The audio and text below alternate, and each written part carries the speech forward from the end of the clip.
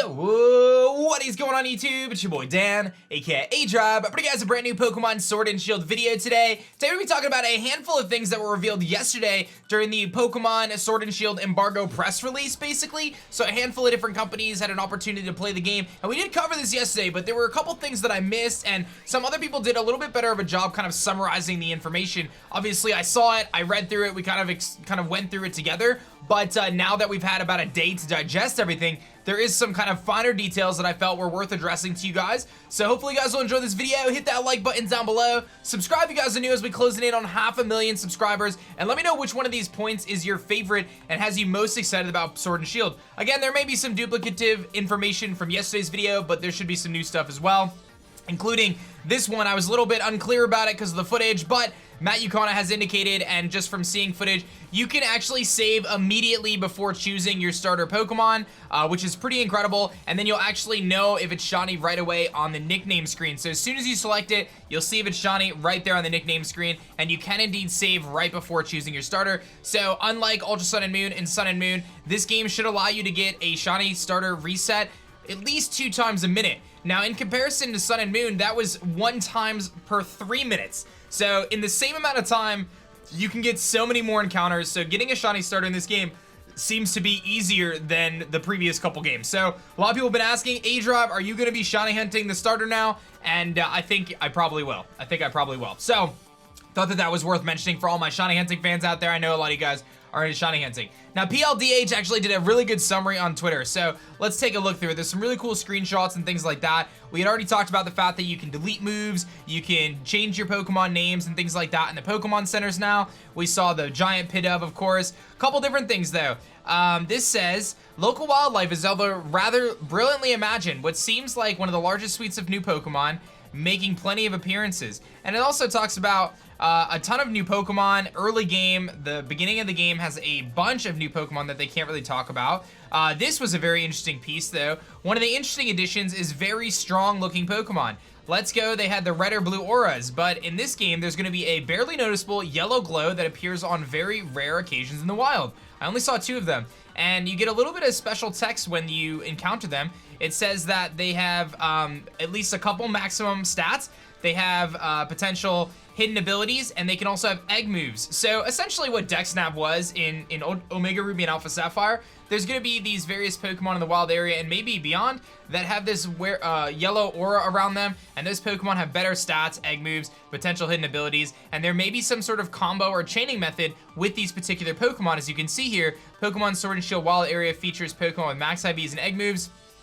Reminds me of DexNav. I wonder if you can chain. So this could be the first look into a brand new shiny hunting method that we have not had a chance to explore yet. So that's something worth noting, something I missed yesterday. A couple other bullet points here. The first town is called Wedgehurst. The nearby forest is called Slumbering Weald. Again, very excited for that because that could be the location of the first bug-type Pokemon. Yamper is encountered in the starting area, so all my Yamper fans can grab one early. And then the Steam City is called Motostoke. So we have a handful of different names of towns. Wedgehurst, Motostoke, which is the big Steam City, likely location of the Fire-type gym, and then the nearby forest as Slumbering Weald.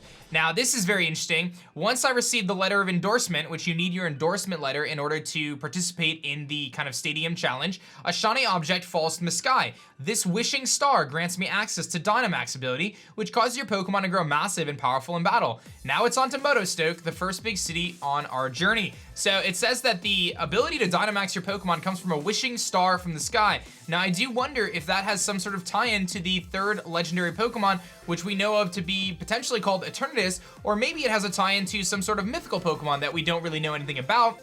But it does seem strange that a wishing star falls from the sky to grant you this ability to Dynamax your Pokemon kind of just magically. I think that there's got to be some sort of Pokemon behind this phenomenon to allow the players to Dynamax in the Galar region.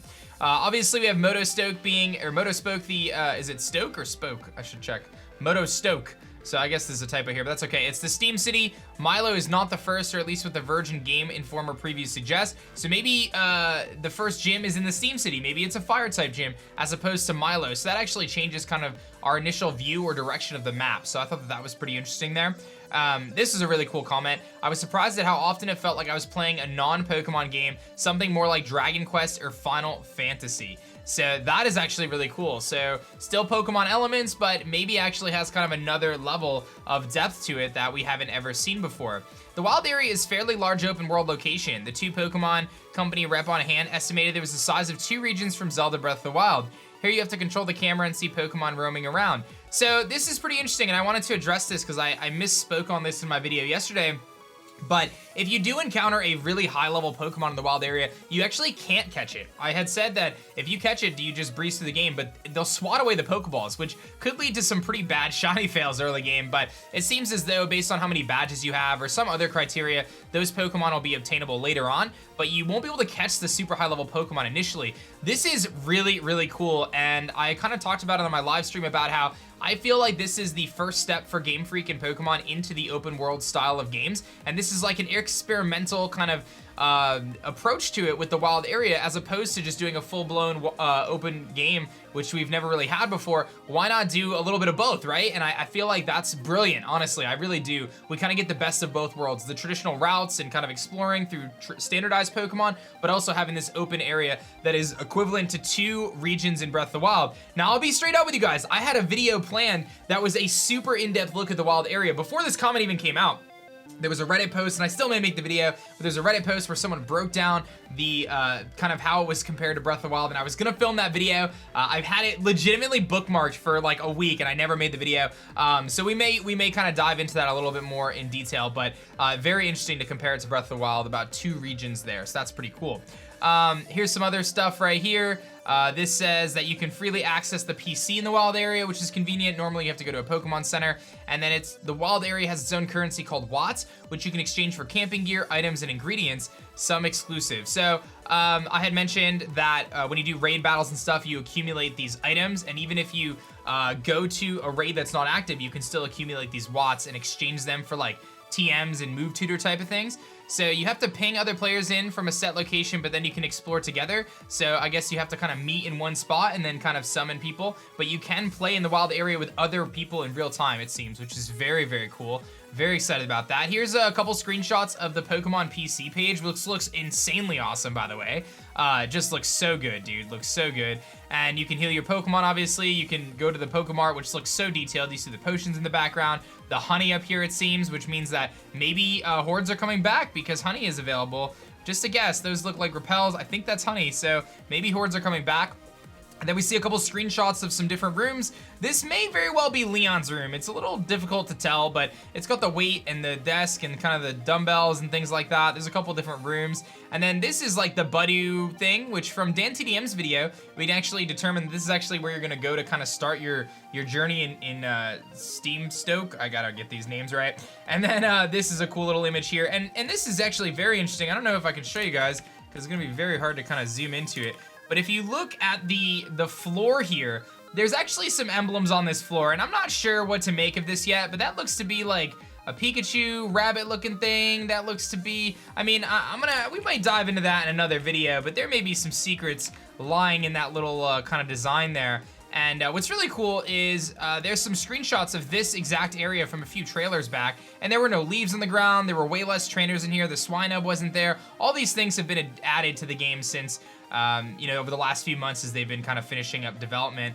And this is interesting. Eurogamer says there's a single damage dealing attack. Not sure if that's being nostalgic, but the last 2 games, the starter had a normal move and an elemental move, so maybe they went away with that. I don't know if it's in this list here, but it's also news that you can skip the catching tutorial, which I thought was pretty cool. So for those who aren't aware, you are able to skip the catching tutorial. There's some different music, things like that. The name raider, move deleter, etc. are all fused in one area. You can use, these services can be used for any Pokemon. So let's see here, what else we got? A couple different shots of some of the customization. You could change your hair, you could change your top, your socks, everything like that. Bunch of different styles there, as you can see. A lot of different options. There was this like Eevee costume. A lot of people were confused about this, thinking this was a new Pokemon, but no, it is a child dressed as Eevee, so perhaps you'll be able to dress as Eevee. And then DanTDM posted his footage, and his footage was actually exclusive. His was exclusive footage, whereas it seems like all the other people had kind of like their own, I don't know how to describe it. They had like kind of stock footage from the event, but he had, this is his wife Gemma, of course, and of course Dan has the blue hair running around. Blue hair don't care. He doesn't have blue hair anymore, but he did have blue hair, and he kind of had a special trainer and stuff, and then again his wife was in the game too, so in his little video. So some really cool stuff there in terms of Pokemon Sword and Shield. Like I said, I felt like it was only fair to give you guys an update with some of this stuff, because again, I did miss a few things. You know, with kind of the rush of all the news coming out, it was too hard to kind of extrapolate all the data from all the different sources as fast as I tried. But I hope you guys enjoyed this video and got something new from it. Be sure to hit that like button down below, guys. Subscribe if you guys are new. I'm so excited. We are closing in with less than a month ago, and if you haven't seen it on my channel yet, I did announce my 252-hour live stream marathon, and you can go there to enter to win a free Nintendo Switch Lite. I'm giving away 3 of them, so you have a pretty good chance. So go on my channel. I'll put it in the description as well, but go find the 252 reveal. It's got a big 252 on the thumbnail. Watch that, get excited, and then enter to win a free Switch. So thank you guys. I'll see you guys in the next one. Thanks for watching. Peace.